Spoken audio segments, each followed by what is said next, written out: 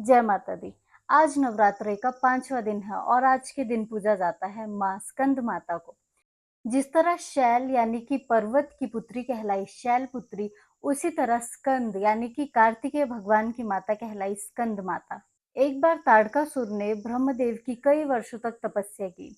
फलस्वरूप ब्रह्मा जी उनके आगे प्रकट हुए और उन्होंने वरदान मांगने को कहा। तब ताड़कासुर ने अमरत्व का वरदान मांगा, लेकिन ब्रह्मदेव ने कहा कि जो इस सृष्टि में आया है उसका जाना निश्चित है।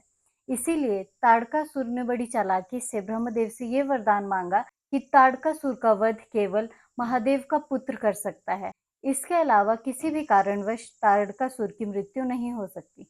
तो ब्रह्मदेव ने उसे ये वरदान दे दिया। ताड़कासुर अच्छे से जानता था कि महादेव एक योगी है, वो हमेशा समाधि में लीन रहते हैं।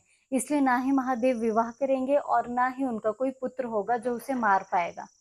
लेकिन समय बीतता गया और आदिशक्ति का आगमन हुआ माँ सती के रूप में। माँ सती के आत्मदाह के बाद कई वर्षों तक जब भगवान शिव फिर से समाधि में लीन हो गए, तब माता सती ने पुनर्जन्म लिया माँ पार्वती के रूप में।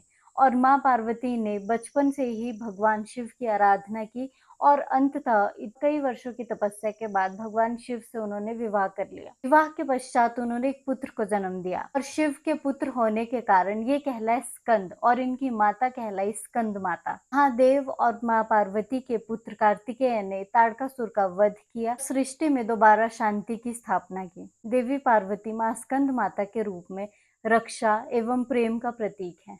माँ स्कंद माता की 4 भुजाएं हैं। 2 हाथ से वे कमल का फूल धारण करती है। एक हाथ से अपनी गोद में बैठे हुए पुत्र कार्तिकेय को उन्होंने पकड़ा है। चौथी भुजा से माँ अपने भक्तों को आशीर्वाद देती हैं। स्कंद माता का ये रूप प्यार, सुरक्षा और ममता का प्रतीक है। स्कंद माता की पूजा से संतान सुख, परिवार में शांति, खुशहाली और रक्षा का आशीर्वाद मिलता है। जय माँ स्कंद माता।